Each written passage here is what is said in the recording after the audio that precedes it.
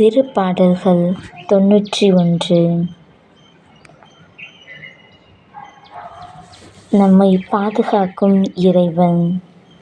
உன்னதரின் பாதுகாப்பில் வாழ்பவர், எல்லாம் வல்லவரின் நிழலில் தங்கியிருப்பவர். ஆண்டவரை நோக்கி, நீரே என் புகலிடம், என் அரண், நான் நம்பியிருக்கும் இறைவன் என்று உரைப்பார்.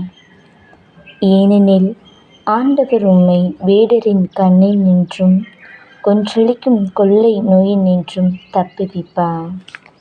அவர் தம் சிறகுகளால் உம்மை அரவணைப்பார். அவர் தம் இறக்கைகளின் கீழ் நீர் புகலிடம் காண்பீர். அவரது உண்மையே கேடயமும் கவசமும் ஆகும்.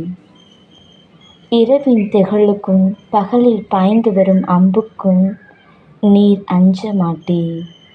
இருளில் உலவும் கொள்ளை நோய்க்கும் நண்பகலில் தாக்கும் கொடிய வாதைக்கும் நீர் அஞ்ச மாட்டீர்.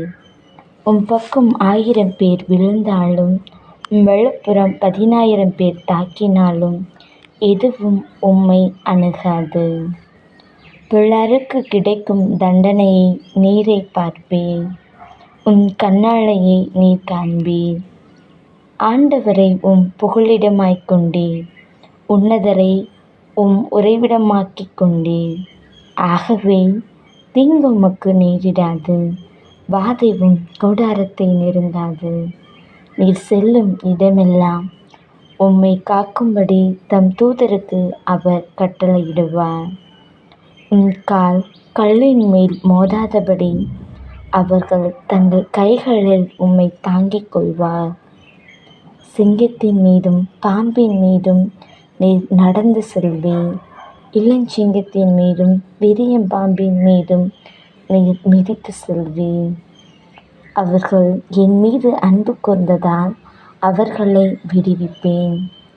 அவர்கள் என் பெயரை அறிந்துள்ளதால் அவர்களை பாதுகாப்பேன். அவர்கள் என்னை நோக்கி மன்றாடும்போது அவர்களுக்கு பதிலளிப்பேன்.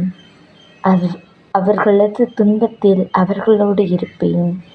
அவர்களை தப்புவித்து அவர்களை பெருமைப்படுத்துவேன். நீடிய ஆயுளால் அவர்களுக்கு நிறைவளிப்பேன். என் மீட்பை அவர்களுக்கு வெளிப்படுத்துவேன். தந்தைக்கும் மகனுக்கும் தூய ஆவியாருக்கும் ஆட்சிமை உண்டாவதாக. தொடக்கத்தில் இருந்தது போல் இப்பொழுதும் எப்பொழுதும் என்றென்றும் இருப்பதாக. ஆமென். இயேசுவுக்கே புகழ், இயேசுவுக்கே நன்றி. மரியே வாழ்க.